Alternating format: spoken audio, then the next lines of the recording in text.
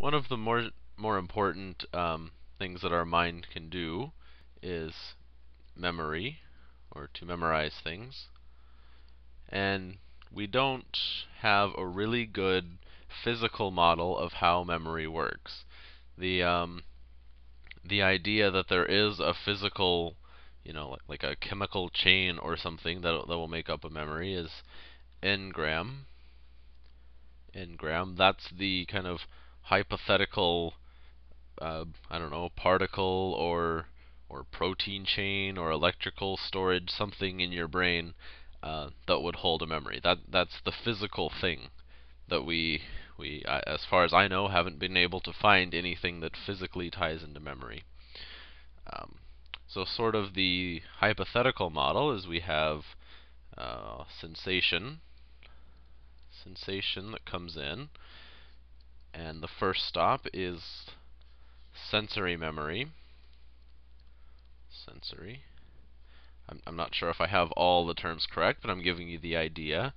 This is also some kind of loop. I think it's auditory loop. Auditory loop. And auditory loop is a more specific one. It's like when you hear someone say a sentence, and then at the end of the sentence you hear your name, then all of a sudden you're able to go back and say and see, and then you can figure out what they said to you. That if you hear "mah, mah, mah" in the background and then you hear your name, my name's Parker, then from my sensory memory or the auditory loop, I would be able to loop back over the sentence and see that they were saying hi there, and then I would have to turn around. The first time I heard it, the first time that I heard it through, they might be speaking to someone else, and then I get to my name, and then I can say, oh, that is important. What did they say? I can remind myself with this auditory loop. And the sensory memory, I don't know if that's quite the right term, but this first little thing doesn't last very long. It's measured in milliseconds, or at the most in seconds, and it can hold 7 things. Or I thought I had green. 7 items. Okay? And the items are just kind of the smallest informational chunk. So a good example of 7 items is a phone number. If you have 1231111, then that's 7 items. Okay? And if there was another number in the beginning, then that might be too much for us to remember. I think it sort of depends on the person and how often they memorize things and such, but the average is about 7 things. And another idea that helps us to remember things, I don't want this to turn into an instructional video, but we have chunking, which is that we chunk 3 numbers together and then 4 numbers together by this hyphen. And there's a reason for that. There's a reason phone numbers are 7 digits long to begin with, and the separation is chunking. That's not how you spell chunking. Okay. So that's one way to help us keep things in this first section of our memory, in this sensory memory. And then if we keep them in there, then they are able to pass into the next one, which is short term. This time I know I have the term right, short-term memory. And you've heard this in everyday conversation. Someone might have said you had short-term memory loss, that you're not able to hold things very long in your short-term memory. And I don't know, that's pretty self-explanatory. It just I think it's measured in days or weeks. Days and weeks of how long you can hold on to something.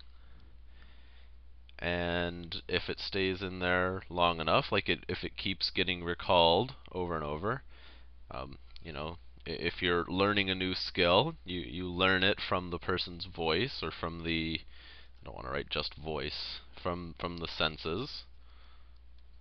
And then it goes into this sensory memory, and you have to remember, okay, push this button and then pull that lever, or whatever skill you're trying to learn.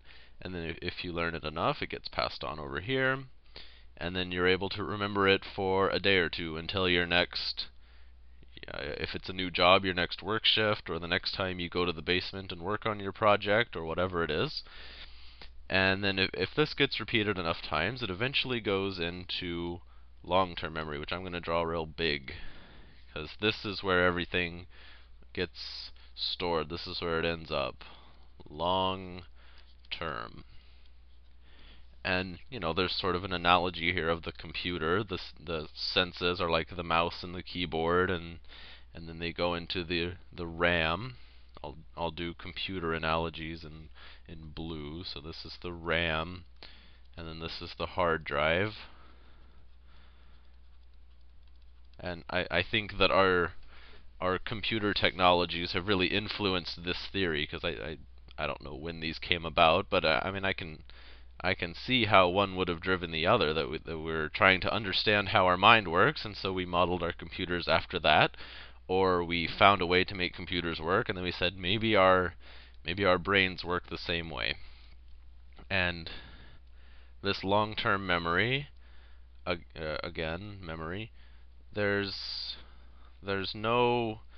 Well, I've seen a little bit of evidence for this Engram thing, that if they inject a certain chemical into a rat's brain, he'll remember not to step on the red squares of his cage or something. They found really minimal evidence for this Engram. I haven't seen anything in humans. I don't think that that this is going to be something we use soon. I don't think that the physical aspect is going to be useful.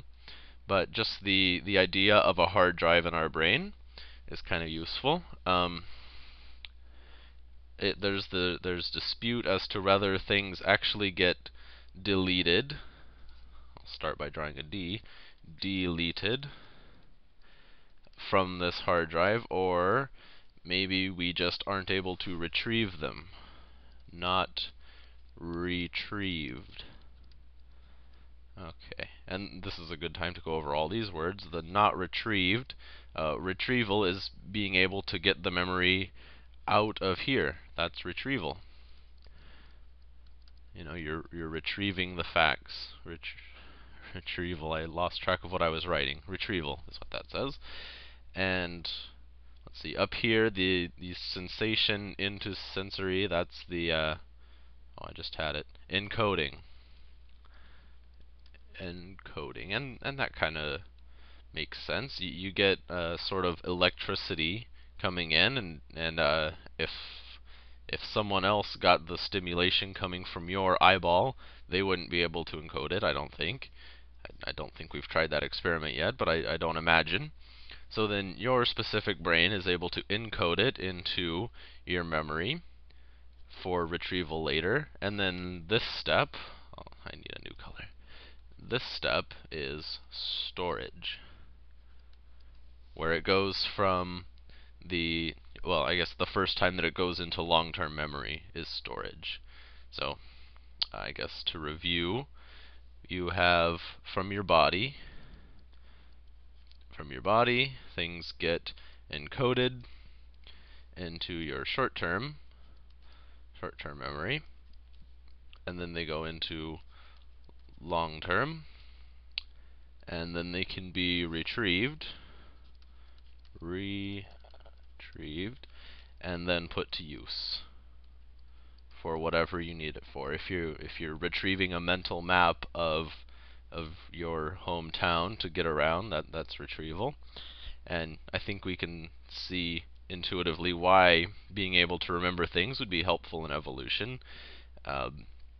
Would benefit the organisms who can do it. It's essential for any kind of learning. Otherwise, you would just be using only your instincts. I think you wouldn't have much hope of surviving without this stuff.